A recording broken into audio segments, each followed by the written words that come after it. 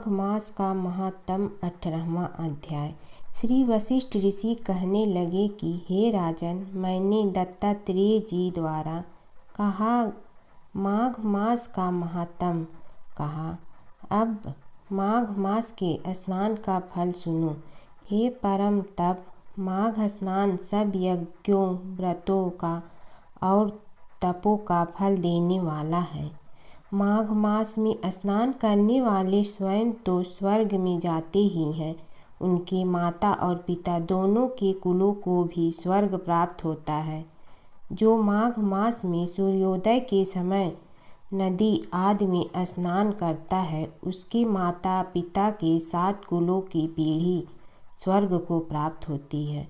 माघ मास में स्नान करने वाले दुराचारी और कुकर्मी मनुष्य भी पापों से मुक्त हो जाते हैं। और इस मास में हरि का पूजन करने वाले पाप समुदाय से छूटकर भगवान के सदृश शरीर वाले हो जाते हैं। यदि कोई आलस से भी माघ में स्नान करता है, उसके भी सब पाप नष्ट हो जाते हैं। जैसे गंधर्व कन्याएं राजा के श्राप से भयंकर काल को भोगती हुई लोमस ऋषि के वचन से माघ में स्नान करने से पापों से छूट गई। यह वार्ता सुनकर राजा दिलीप विनय से पूछने लगा कि गुरुदेव, ये कन्याएं किसकी थीं? उनको कब और कैसे श्राप मिला? उनके नाम क्या थे? ऋषि के वाक्य से कैसे श्राप मुक्त हुई? और उन्होंने कहाँ पर स्नान किया? आप विस्तार पूर्वक सब कथा कहिए। वशिष्ठ जी कहने लगे, हे राजा, जैसे अरण्य से स्वयं अग्नि उत्पन्न होती है, वैसे ही यह कथा धर्म और संतान उत्पन्न करती है। हे राजन, सुख संगीत नामक गंधर्व की कन्या का नाम विमोहिनी था। सुशीला तथा स्वर वेदी की सुंबरा, चंद्रकांत की सुतारा तथा सुप्रभा की कन्या चंद्रका, ये 5 सब समान आय वाली तथा चंद्रमा के समान कांति वाली और सुंदर थी। जैसे रात्रि को चंद्रमा शोभायमान होता है, वैसे ही पुष्प की कलियों के समान खिली हुई यह अप्सराएं थीं। ऊंचे पयोधर वाली पद्मिनी, वैशाख मास की कामिनी, यौवन दिखाती हुई नवीन पत्तों वाली लता के सदृश गोरे रंग, सोने के सदृश चमकती हुई और सोने के अलंकारों से सुशोभित सुंदर वस्त्र धारण किए हुए, अनेक प्रकार के गाने और बीड़ा अथवा बांसुरी तथा दूसरे बाजे बजाने में प्रवीण और ताल स्वर तथा नृत्य कला में निपुण थी। इस प्रकार वे कन्याएं क्रीड़ा करती हुई कुबेर के स्थान में विचरती थी। एक समय कौतुकवश माघ मास में एक वन से दूसरे वन में विचरती हुई मंदिर के पुष्प तोड़कर सरोवर पर गौरी पूजा के लिए गई। स्वच्छ जल के सरोवर में स्नान करके वस्त्र धारण कर मौन हो बालू मिट्टी की गौरी बनाकर चंदन कपूर कुमकुम और सुंदर कमलों से उपचार सहित पूजन करके ये 5 कन्याएं ताल नृत्य करने लगी। फिर ऊंचे गंधार स्वर में सुंदर गीत गाने लगी। जब ये कन्याएं नाचने और गाने में लीन थी, तो उस समय अच्छोत नामक उत्तम तीर्थ में वेद निधि नाम के मुनि के पुत्र अग्निप ऋषि स्नान को गए। वह युवा ऋषि सुंदर मुख, कमल सदृश नयन, विशाल छाती, सुंदर भुजाओं वाला, दूसरे कामदेव के समान था। शिखा सहित दंड लिए, मृग चर्म ओढ़े, यज्ञोपवीत धारण किए हुए था। उसको देखकर 5 कन्याएं मुग्ध हो गई और उसका रूप व यौवन देखकर कामदेव से पीड़ित हो देखो देखो ऐसा कहती हुई उस ब्राह्मण के चित्त में कामदेव का डर उत्पन्न करने लगी और आपस में विचार करने लगी कि यह कौन है। रति रहित होने से कामदेव नहीं और एक होने से अश्विनी कुमार नहीं। यह कोई गंधर्व या किन्नर या काम रूप धारण कर कोई सिद्ध या किसी ऋषि का श्रेष्ठ पुत्र या मनुष्य है। कोई भी हो, ब्रह्मा जी ने इसको हमारे लिए बनाया है। जैसे पूर्व कर्म के प्रभाव से संपत्ति प्राप्त होती है, वैसे ही गौरी जी ने हम कुंवारी के लिए श्रेष्ठ वर दिया है। और आपस में यह तुम्हारा वर है या मेरा अथवा सबका, ऐसा कहने लगी। जिस समय उस ऋषि पुत्र ने अपनी माध्याह्न की क्रिया करके ऐसे वचन सुने तो वह सोचने लगा कि यह तो बहुत बड़ी समस्या उत्पन्न हो गई। ब्रह्मा, विष्णु, महेश आदि देवता तथा बड़े योगेश्वर भी स्त्रियों के भ्रम जाल में मोहित हो गए। इनके तीक्ष्ण बाणों से किसका मनरूपी हिरण घायल नहीं हो सकता। जब तक नीति और बुद्धि रहती है तब तक पाप से भय रहता है। जब तक की गंभीरता रहती है, यम विधि का पालन होता है, तब मनुष्य स्त्रियों के काम रूपी बाणों से बीधा नहीं जाता है। ये मुझे उन्मत्त और मुग्ध कर रही है। किन गुणों से धर्म की रक्षा हो सकती है? स्त्रियों के मांस, रक्त, मल मूत्र से बने घृत और अशुद्ध शरीर में कामी लोग ही सुंदरता की कल्पना करके रमन कर सकती हैं। शुद्ध बुद्ध वाले महात्माओं ने स्त्रियों के पास रहना कष्टकारक कहा है। सो जब तक यह पास आए घर चलना चाहिए। अतः जब तक वह उसके पास आई, वह योग बल के द्वारा अंतर ध्यान हो गया। ऋषि पुत्र के ऐसे अद्भुत कर्म देखकर वह चकित होकर डरी हुई चारों ओर देखने लगी और आपस में कहने लगी कि यह क्या इंद्रजाल था जो देखते देखते विलीन हो गया। और वह विरह की अग्नि में जलने लगी और कहने लगी कि हे कांत, तुम हमको छोड़कर कहाँ चले गए? क्या तुमको ब्रह्मा ने हमको विरह रूपी अग्नि में जलाने के लिए बनाया था? क्या तुम्हारा चित्त दया रहित है जो हमारा चित्त दुखा कर चले गए? क्या तुमको हमारा विश्वास नहीं? क्या तुम कोई मायावी हो? बिना किसी अपराध के हम लोगों पर क्यों क्रोध करते हो? तुम्हारे बिना हम नहीं जिएंगे। जहाँ पर आप गए हो हमें शीघ्र ले चलो, हमारा संताप हरो और हमें दर्शन दो। सज्जन लोग किसी का नाश नहीं देखते। गणेश और बुढ़िया माई की कथा। एक बुढ़िया थी, वह बहुत ही गरीब और दृष्टिहीन थी। उसके एक बेटा और बहू थे। वह बुढ़िया सदैव गणेश जी की पूजा किया करती थी। एक दिन गणेश जी प्रकट होकर उस बुढ़िया से बोले, बुढ़िया माँ, तू जो चाहे सो मांग ले। बुढ़िया बोली, मुझे तो मांगना नहीं आता, कैसे और क्या मांगूं? तब गणेश जी बोले, अपने बहू बेटे से पूछ कर मांग ले। तब बुढ़िया ने अपने बेटे से कहा, गणेश जी कहते हैं तू कुछ मांग ले, बता मैं क्या मांगूं? पुत्र ने कहा, माँ तू धन मांग ले। बहू से पूछा तो बहू ने कहा, नाती मांग ले। तब बुढ़िया ने सोचा कि ये तो अपने अपने मतलब की बात कर रहे हैं। अतः उस बुढ़िया ने पड़ोसन से पूछा तो उन्होंने कहा, बुढ़िया तू तो थोड़े दिन जियोगी, क्यों तू धन मांगो और क्यों नाती मांगे? तू तो अपनी आँखों की रोशनी मांग ले, जिससे तेरी जिंदगी आराम से कट जाए। इस पर बुढ़िया बोली, यदि आप प्रसन्न है तो मुझे 9 करोड़ की माया दे, निरोगी काया दे, अमर सुहाग दे, आँखों की रोशनी दे, नाती दे, पोता दे और सब परिवार को सुख दे और अंत में मोक्ष दे। यह सुनकर तब गणेश जी बोले, बुढ़िया माँ, तुमने तो हमें ठग लिया। फिर भी जो तूने मांगा है वचन के अनुसार सब तुझे मिलेगा। और यह कहकर गणेश जी अंतर ध्यान हो गए। उधर बुढ़िया माँ ने जो कुछ मांगा वह सब कुछ मिल गया। हे गणेश जी महाराज, जैसे तुमने उस बुढ़िया माँ को सब कुछ दिया वैसे ही सबको देना। बुढ़िया माई को मुक्ति दी। तुलसी माता की कथा।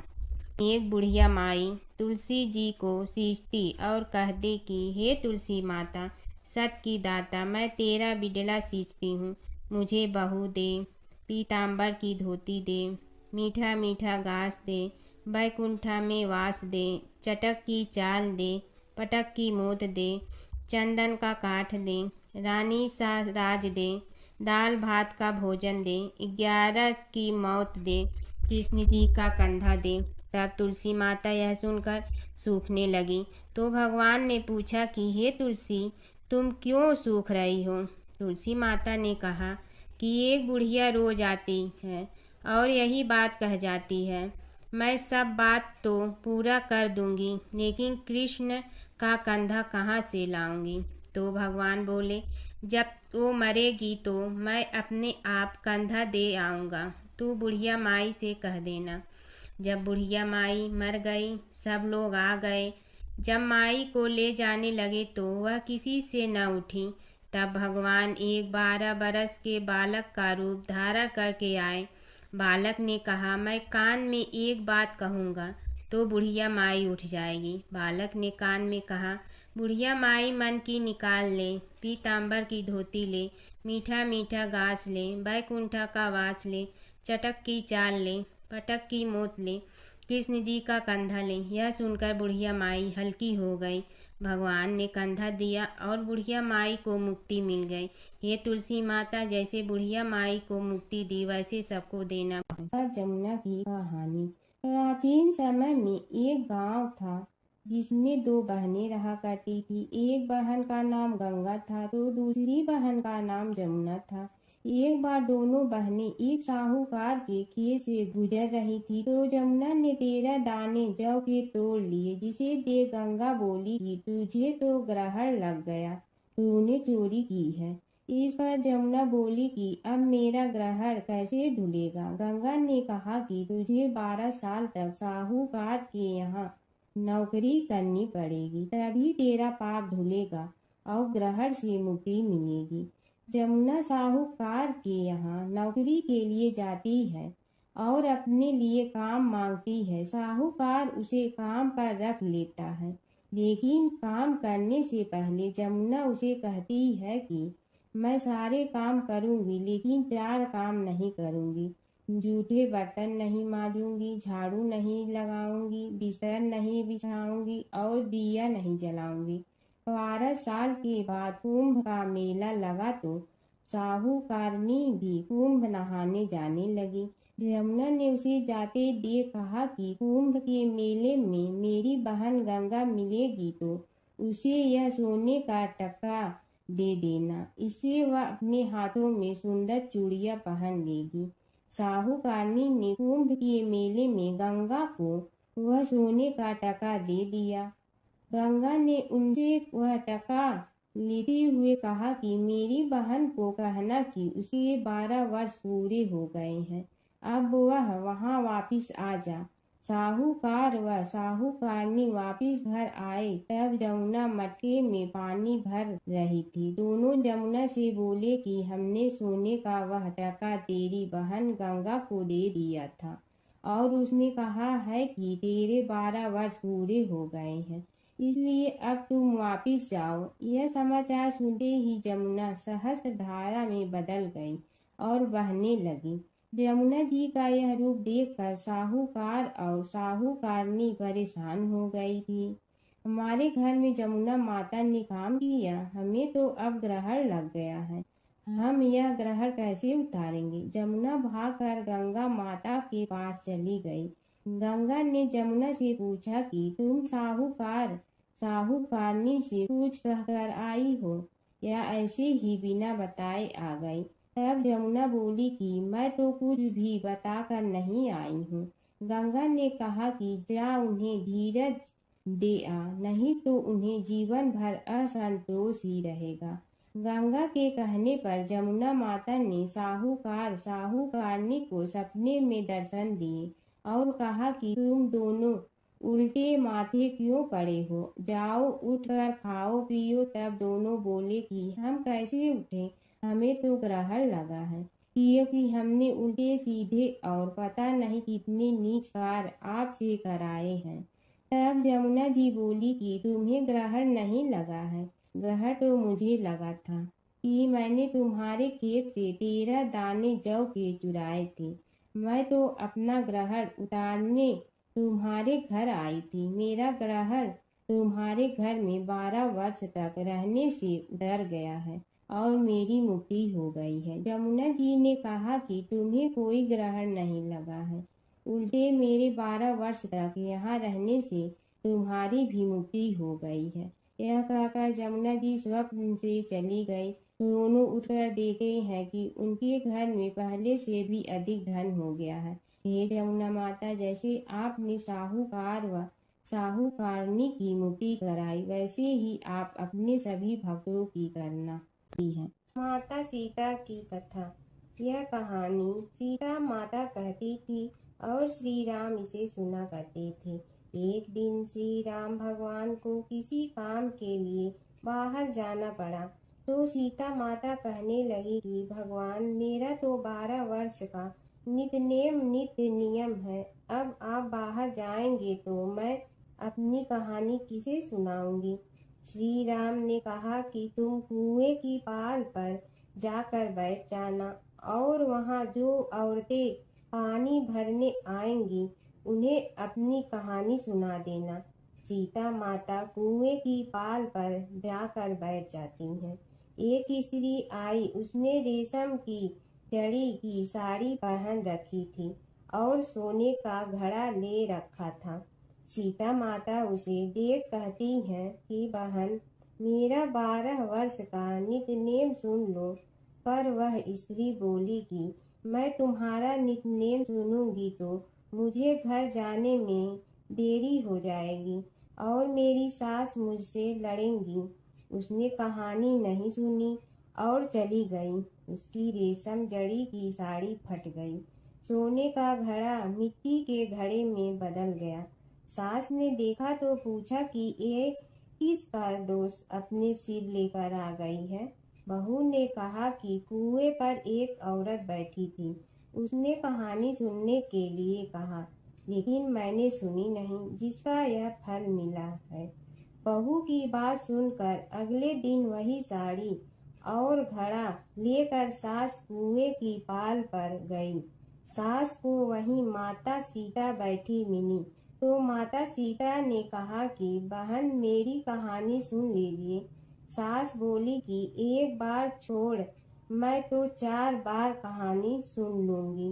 राम आए, लक्ष्मण आए, देश के पुजारी आए, नित नेम का नेम लाए, आओ राम बैठो राम, तपी रसोई जियो राम, माखन मिश्री खाओ राम, दूध बतासा पियो राम, सूत के पल का मोठो राम, साल दुसाला पोठो राम, साल दुसाला ओढ़ो राम, जब बोलो जब राम ही राम, राम संवारे सबके काम, खाली घर भंडार भरेंगे, सबका बेड़ा पार करेंगे, श्री राम जय राम जय जय राम।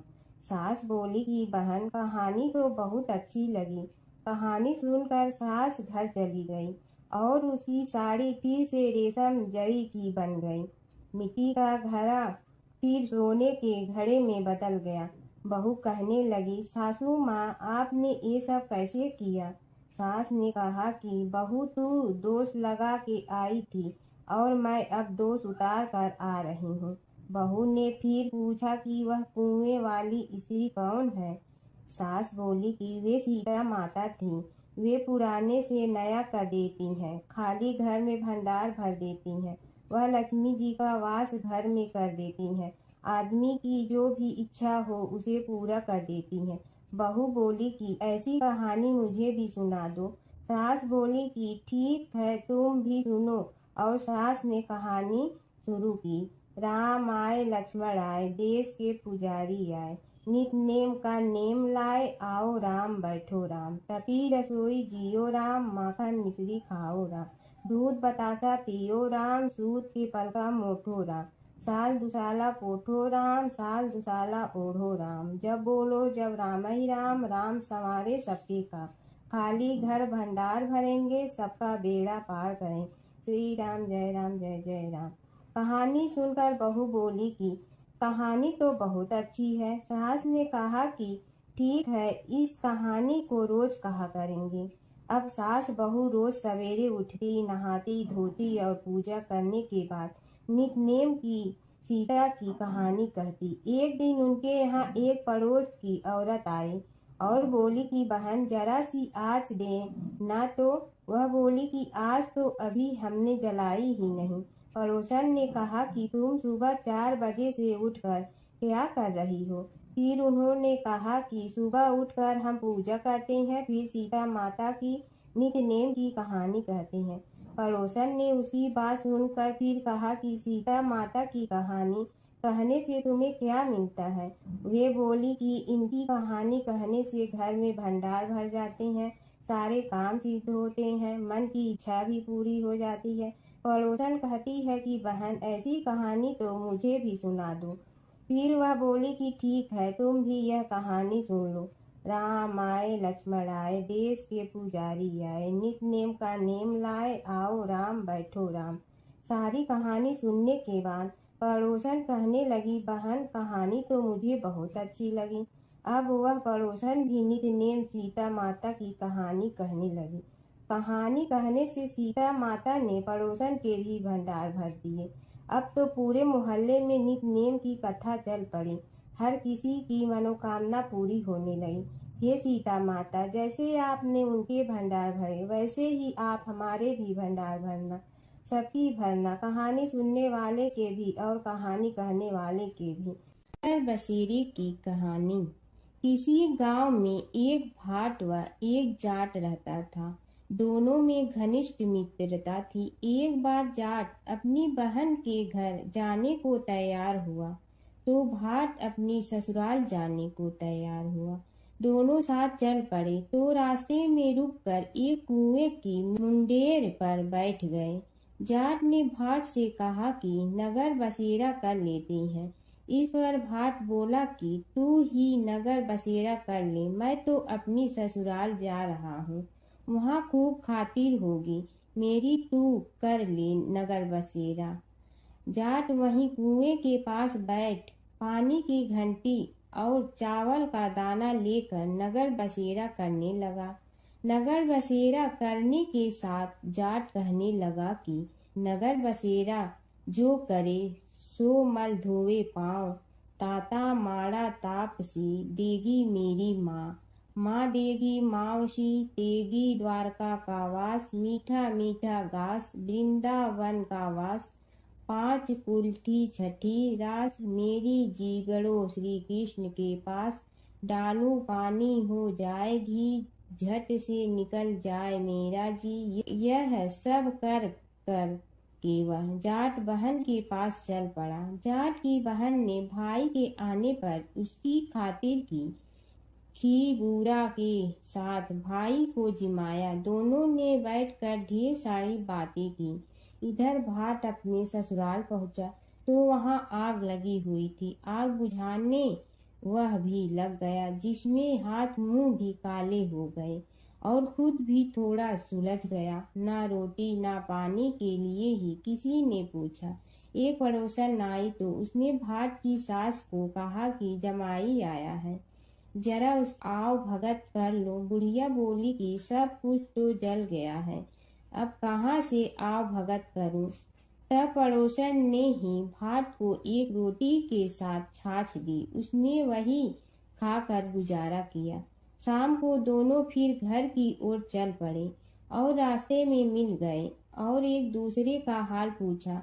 भाट बोला कि मेरी ससुराल में तो आग लगी हुई थी, आग बुझाते मैं खुद काला हो गया हूँ, ना रोटी मिली ना पानी। जाट बोला कि मेरी तो बहुत खातिर हुई। फिर बोला कि मैंने कहा था ना कि नगर बसेरा कर ले, आ अब कर ले, लेकिन भाट ने फिर मना कर दिया। कहने लगा कि चाहे रोटी दे या न दे, तेरी तो माँ है, दही चूरमा का पेड़ा धरा पाएगा। भाट ने फिर नगर बसेरा नहीं किया, जाट ने कर लिया। नगर बसेरा जो करे सो मल धोवे पाँव, ताता माड़ा तापसी देगी मेरी माँ, माँ देगी मौसी देगी द्वारका का वास, मीठा मीठा घास वृंदावन का वास। 5 फूल की छठी रास, मेरा जी बढ़ो श्री कृष्ण के पास। डालू पानी हो जाए घी, झट से निकल जाए मेरा जी। करके वह चल पड़ा। घर पहुँचते ही जाट की मौसी ने बहुत लाड प्यार किया। उधर भाट घर गया तो उसकी भैंस खो गई थी। बाप एक लाठी रखे तो दूसरी उठाए और कहने लगा कि ससुराल गया तो आग लगा दी, अब यहाँ आया तो भैंस खो दी। बाप ने कहा कि पहले भैंस लेकर आ, तभी रोटी पानी मिलेगा। सारा दिन भाट भैंस ढूंढता रहा, लेकिन उसे भैंस नहीं मिली। जाट और भाट की मुलाकात फिर से बाजार में हो गई। जाट ने भाट के हाल चाल पूछे तो भाट बोला कि आते ही भैंस खो गई, बस उसी दिन से भैंस ढूंढ रहा हूँ। रोटियां का तो पूछो ही मत। जाट ने कहा कि मैंने तो पहले ही कहा था कि नगर बसेरा कर ले। जाट की बात सुनकर भाट बोला कि तेरे नगर बसेरे में इतनी ताकत है तो चल अब कर लेते हैं। दोनों ने बैठकर नगर बसेरा किया। नगर बसेरा जो करे सो मल धोवे पाँव, ताता माड़ा तापसी देगी मेरी माँ।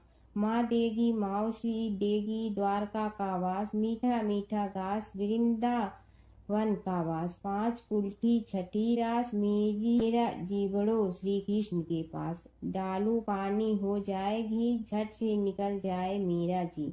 दोनों के नगर बसेरा करने पर भाट जैसे ही आगे बढ़ा तो उसकी खोई भैंस मिल गई, जिसे लेकर घर पहुंचा। घर पहुंचते ही माँ ने कहा कि लड़के को आते ही घर से निकाल दिया, सारे दिन से ये भूखा प्यासा भटक रहा है। यह कहकर उसकी माँ ने उसको खूब खिलाया पिलाया। इस घटना के बाद सारे नगर में ढिंढोरा पिटवा गया कि तब कोई अपने पीहर या सास से आते जाते नगर बसेरा करें। जैसे भाट को नगर बसेरा करने का फल मिला, वैसे ही हर किसी को मिले। धरती के प्रथम मानव स्वयंभू मनु और उनकी पत्नी शतरूपा की कथा। स्वयंभू मनु को आदि भी कहा जाता है। आदि का अर्थ प्रारंभ। सभी भाषाओं के मनुष्यवाची शब्द मैन, मनुज, मानव, आदम, आदमी आदि सभी मनु शब्द से प्रभावित हैं। यह समस्त मानव जाति के प्रथम संदेशवाहक हैं। इन्हें प्रथम मानने के कई कारण हैं। संसार के प्रथम पुरुष स्वयंभू मनु और प्रथम स्त्री थी शतरूपा। इन्हें प्रथम पुरुष और प्रथम स्त्री की संतानों से संसार के समस्त जनों की उत्पत्ति हुई। मनु की संतान होने के कारण वे मानव कहलाए। मानव उसे कहते हैं जिसमें जड़ और प्राण से कहीं ज्यादा सक्रिय है। मन, मनुष्य में मन की ताकत है, विचार करने की ताकत है, इसीलिए उसे मनुष्य कहते हैं। क्योंकि यह सभी मनु की संतानें हैं, इसलिए मनुष्य को मानव भी कहा जाता है। हिंदू धर्म में स्वयंभू मनु के ही कुल में आगे चलकर स्वयंभू सहित कुल क्रमशः 7 मनु हुए और 7 होना बाकी है। महाभारत में 8 मनुओं का उल्लेख मिलता है। श्वेत वराह कल्प में 14 मनुओं के नाम स्वयंभू, स्वरोचिष, औतमी, तामस मनु, रैवत, चाक्षुष, वैवस्वत, सूर्य सावर्णी, दक्ष सावर्णी, ब्रह्मा सावर्णी, धर्म सावर्णी, रुद्र सावर्णी, रौच या देव सावर्णी, भौत या इंद्र सावर्णी। प्रजापत्य कल्प में ब्रह्मा ने रुद्र रूप को ही स्वयंभू मनु और स्त्री रूप में शतरूपा को प्रकट किया। स्वयंभू मनु एवं शतरूपा की कुल 5 संतानें थीं, जिनमें से 2 पुत्र प्रियव्रत एवं उत्तानपाद तथा 3 कन्याएं आकुति, देवहुति और प्रसूति थी। आकुति का विवाह रुचि प्रजापति के साथ और प्रसूति का विवाह दक्ष प्रजापति के साथ हुआ। देवहूति का विवाह प्रजापति करदम के साथ हुआ। रुचि के आकुति से एक पुत्र उत्पन्न हुआ जिसका नाम यज्ञ रखा गया। इनकी पत्नी का नाम दक्षिणा था। कपिल ऋषि देवहूति की संतान थे। हिंदू पुराणों अनुसार इन्हीं 3 कन्याओं से संसार के मानवों में वृद्धि हुई। दक्ष ने प्रसूति से 24 कन्याओं को जन्म दिया। इसके नाम श्रद्धा, लक्ष्मी, पुष्टि, धुति, तुष्टि, मेधा, क्रिया, बुद्धि, लज्जा, वपु, शांति, रिद्धि और कीर्ति है। 13 का विवाह धर्म से किया और फिर भृगु से ख्याति का, शिव से सती का, मरीचि से संभूति का, अंगिरा से स्मृति का, पुलस्त्य से रीति का, पुलह से क्षमा का, कृति से सन्नति का, अति से अनसुईया का, वशिष्ठ से ऊर्जा का, वह से स्वाह का तथा पितरों से स्वधा का विवाह किया। आगे आने वाली सृष्टि इन्हीं से विकसित हुई। 2 पुत्र प्रिव्रत और उत्तानपाद। उत्तानपाद की सुनीति और सुरुचि नामक 2 पत्नी थीं। राजा उत्तानपाद के सुनीति से ध्रुव तथा सुरुचि से उत्तम नामक पुत्र उत्पन्न हुए। ध्रुव ने बहुत प्रसिद्धि हासिल की थी। स्वयंभू मनु के दूसरे पुत्र प्रिव्रत ने विश्वकर्मा की पुत्री बहिष्मति से विवाह किया था, जिनसे आग, निद्र, यज्ञबाहु, मेधातिथि आदि 10 पुत्र उत्पन्न हुए।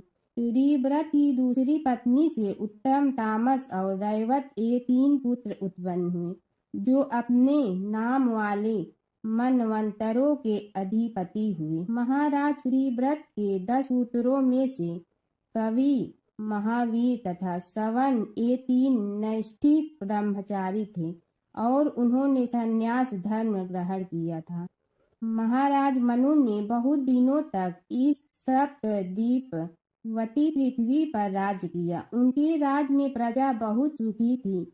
इन्हीं ने मनु स्मृति की रचना की थी, जो मूल रूप में नहीं मिलती। उसी अर्थ का अनर्थ ही होता रहा है। उस काल में वर्ण का अर्थ रंग होता था और आज जाति। प्रजा का पालन करते हुए जब महाराज मनु को मोक्ष की अभिलाषा हुई तो वे संपूर्ण राजपाट अपने बड़े पुत्र उत्तानपाद को सौंपकर एकांत में अपनी पत्नी शतरूपा के साथ नैमिषारण्य तीर्थ चले गए। लेकिन उत्तानपाद की अपेक्षा उनके दूसरे पुत्र राजा प्रिव्रत की प्रसिद्धि ही अधिक रही। मनु ने सुनंदा नदी के किनारे 100 वर्ष तक तपस्या की। दोनों पति पत्नी ने नैमिषारण्य नामक पवित्र तीर्थ में गोमती के किनारे भी बहुत समय तक तपस्या की। उस स्थान पर दोनों की समाधियां बनी हुई है। स्वयंभू मनु के काल के ऋषि मरीचि, अत्रि, अंगिरस, पुलह, ऋतु, पुलस्त्य और वशिष्ठ हुए। राजा मनु सहित उक्त ऋषियों ने ही मानव को सभ्य, सुविधा संपन्न, धर्म साध्य और सुसंस्कृत बनाने का कार्य किया। राजा प्रिव्रत के ज्येष्ठ पुत्र अग्निध्र जम्बूद्वीप के अधिपति हुए। अग्निध्र के 9 पुत्र जम्बूद्वीप के 9 खंडों के स्वामी माने गए हैं, जिनके नाम उन्हीं के नामों के अनुसार पीला वृत्त वर्ष, भद्रास वर्ष, केतुमाल वर्ष, पुरु वर्ष, हिरण्मय वर्ष, रम्यक वर्ष, हरि वर्ष, किंग पुरुष वर्ष और हिमालय से लेकर समुद्र के भूभाग को नाभि खंड कहते हैं। नाभि और पुरु ये दोनों वर्ष धनुष की आकृति वाले बताए गए हैं। नाभि के पुत्र ऋषभ हुए और ऋषभ से भरत का जन्म हुआ। भरत के नाम पर ही बाद में इस नाभि खंड को भारतवर्ष कहा जाने लगा। आप सोच रहे होंगे कि जब स्वयंभू मनु ही धरती के पहले मानव थे, जो अन्य ऋषि प्रजापति आदि कहाँ से आए। दरअसल प्राचीन काल में इस पृथ्वी के कई विभाजन थे, पाताल, धरती, स्वर्ग आदि। स्वर्ग से ही ब्रह्मा ने शंभु मनु को धरती पर उतारा था। उनके इस अवतरण की कथाएं भिन्न भिन्न मिलती हैं।